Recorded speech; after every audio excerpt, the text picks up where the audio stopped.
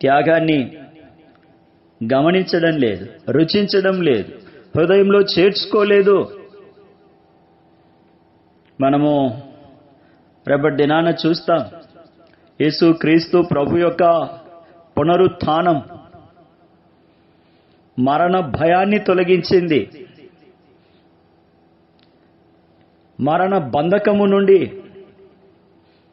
బయటికి తీసుకొని వచ్చింది. కొన్ని దినాల్లో మనం గమనిస్తే వస్తూ ఉన్నారు సహవాసానికి, సహవాసంలో పని కూడా చేస్తూ ఉన్నారు, కానీ హృదయంలో మాత్రం శరీరం, పనులలో శరీరం, నిలువెల్లా శరీరాన్నే కలిగి తగ్గింపు లేదు, సహవాసపు క్రమము లేదు.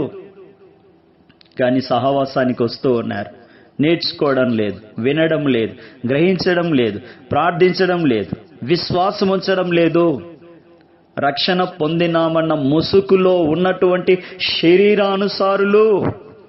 కష్టమైన మాటే ఇది, అలా చెప్పకూడదు. మళ్ళీ నేను మీ దగ్గరికి రాకూడదు అనుకుంటా ఉన్నాను, అందుకే చెప్పేస్తా ఉన్నాను. యేసుప్రభు చెప్తూ వచ్చినాడు, గొర్రె చర్మమును కప్పుకున్న వాళ్ళు అని.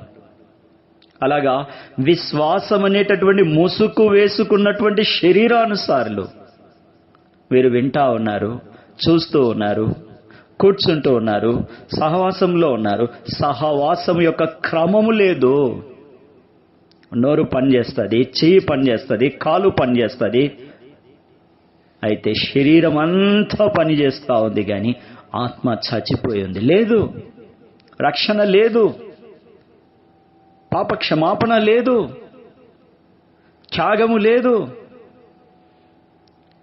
అయితే మనం చూస్తూ ఉన్నాం, ఈ ఉదయకాలంలో కొట్టబడినటువంటి కాపరి, మన కాపరి సమకూర్చేవాడు, సహవాసానికి తోడుకొని వచ్చేవాడు. మందను పచ్చిక గల చోట్ల, శాంతికరమైన జలముల యొద్ద, ఎట్లా నిమ్మలంగా, ఒక మాట కూడా ఉండదు. ఎందుకు తిన్నావు ఎక్కువ?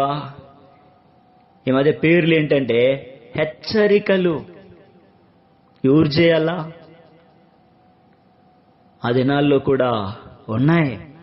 నాకు విషయం చెప్పండి, మీకు ఎంతో ఇష్టమైనటువంటి బిర్యానీ కదా, అందులో మరి కేవలం లవంగాలు మాత్రమే